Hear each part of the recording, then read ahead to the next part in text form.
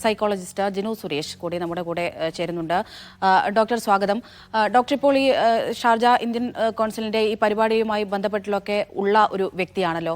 ഒരുപാട് പേർ അവിടെ വരുന്നുണ്ട്, അവരുടെ പ്രശ്നങ്ങളൊക്കെ പറയുന്നുണ്ട് എന്നൊക്കെ മനസ്സിലാക്കുന്നു. ഇവരെ ഇത്രയും നാൾ ഇതിൽ നിന്ന് പിന്നോട്ട് വലിച്ചത്, അല്ലെങ്കിൽ തന്റെ പ്രശ്നങ്ങൾ മറ്റൊരാളുമായി ഷെയർ ചെയ്യാൻ അവർക്ക് കഴിയാത്തത് എന്തുകൊണ്ടാണ് എന്ന് അവർ പറയുന്നുണ്ടോ? Thank you. തീർച്ചയായിട്ടും നമ്മൾ ഇപ്പം ഇങ്ങനെ ഒരു അസോസിയേഷൻ ഇങ്ങനെ ഒരു സംഘടന തുടങ്ങിയത് പോലും പല ആൾക്കാർക്കും, അതായത് വീട്ടിലിരിക്കുന്ന പല സ്ത്രീകൾക്കും ഓപ്പൺ ആയിട്ട് പറയാനൊരു ചാൻസ് ഇല്ല എന്നുള്ളതാണ്.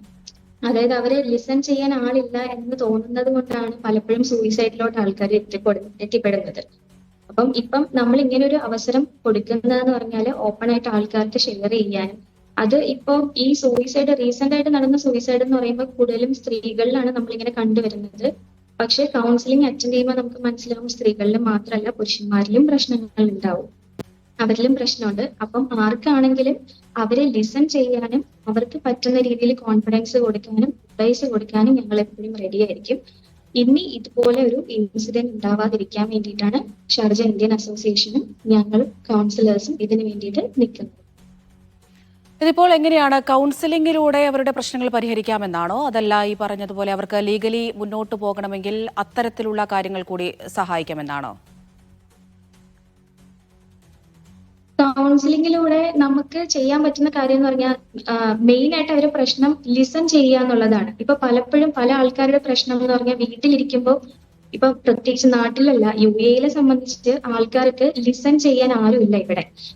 ഹസ്ബൻഡ് ഇപ്പൊ ഡ്യൂട്ടിക്ക് പോയി കഴിഞ്ഞാലും റൂമിലിരിക്കുന്ന വൈഫിന് സംസാരിക്കാനോ പ്രശ്നങ്ങൾ ഷെയർ ചെയ്യാനോ ആരുമില്ല. നമ്മള് അവർക്ക് ഓപ്പൺ ആയിട്ട് അവർക്ക് കമ്മ്യൂണിക്കേറ്റ് ചെയ്യാൻ പറ്റിയാൽ തന്നെ ഒരുപാട് പ്രശ്നങ്ങൾ സോൾവ് ആക്കാൻ പറ്റും.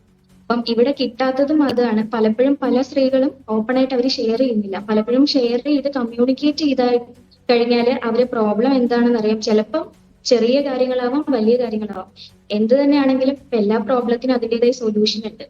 ആ സൊല്യൂഷൻ എന്താണെന്ന് നമുക്ക് പറഞ്ഞു കൊടുക്കുന്നതിനെക്കാളും നമുക്ക് അവരെ കൂടുതൽ കോൺഫിഡൻസ് ഉണ്ടാക്കുക, അവരെ ഗൈഡ് ചെയ്യുക, അവർക്ക് കൂടുതൽ അവയർനെസ് കൊടുക്കുക എന്നുള്ളതാണ് നമ്മുടെ സൈഡിൽ നമ്മൾ ചെയ്യുന്നത്.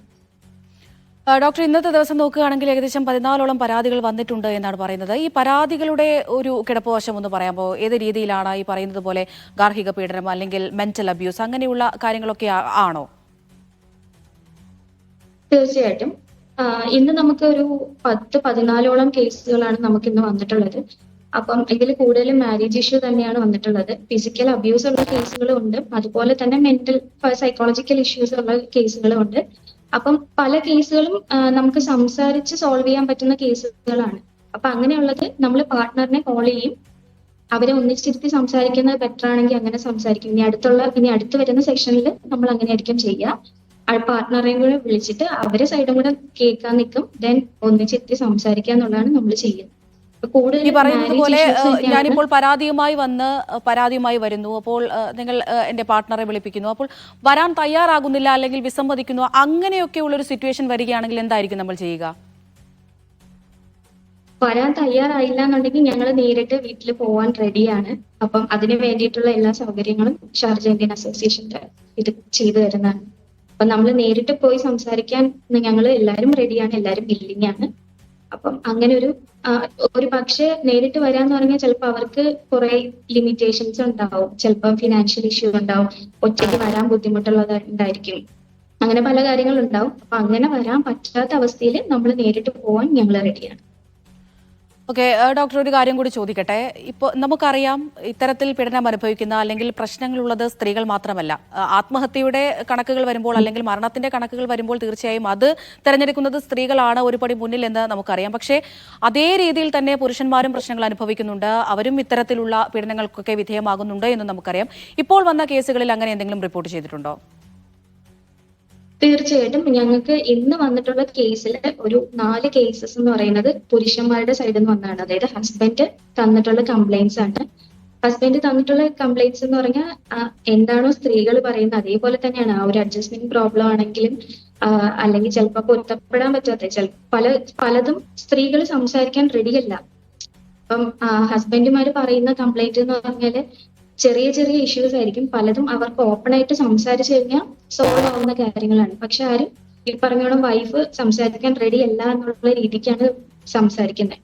അപ്പൊ അത് ഒന്നിച്ചിരുന്ന് ഒന്ന് സംസാരിച്ചാൽ സോൾവ് ആക്കാവുന്നതേ ഉള്ളൂ. രണ്ട് സൈഡും നമുക്ക് കേൾക്കണമല്ലോ. അതെ, ശരിയാണ്. ഈ പറഞ്ഞതുപോലെ രണ്ട് വശവും കേൾക്കേണ്ട. പറഞ്ഞോളൂ ഡോക്ടർ. സൂയിസൈഡ് കൂടുതലും നടക്കുന്നത് സ്ത്രീകൾക്കിടയിലാണ്. അപ്പം നമ്മൾ കൂടുതലും ഫോക്കസ് ചെയ്യുന്നത് സ്ത്രീകളെ ആയിരിക്കും. എന്ന് വെച്ചാൽ അവർക്കാണ് പ്രശ്നം എന്നുള്ള രീതിക്കാണ്. പക്ഷെ ആ സെയിം അതുപോലെ തന്നെ പുരുഷന്മാർക്കും പ്രശ്നങ്ങളുണ്ട്, ഇഷ്യൂസ് ഉണ്ട്. അപ്പം അതും നമ്മൾ ഇതില് സോൾവ് ആക്കാൻ വേണ്ടിയിട്ട് മാക്സിമം ട്രൈ ചെയ്യും. അവർക്ക് വേണ്ട എല്ലാ ഹെൽപ്പും ഞങ്ങൾ ചെയ്തോളും.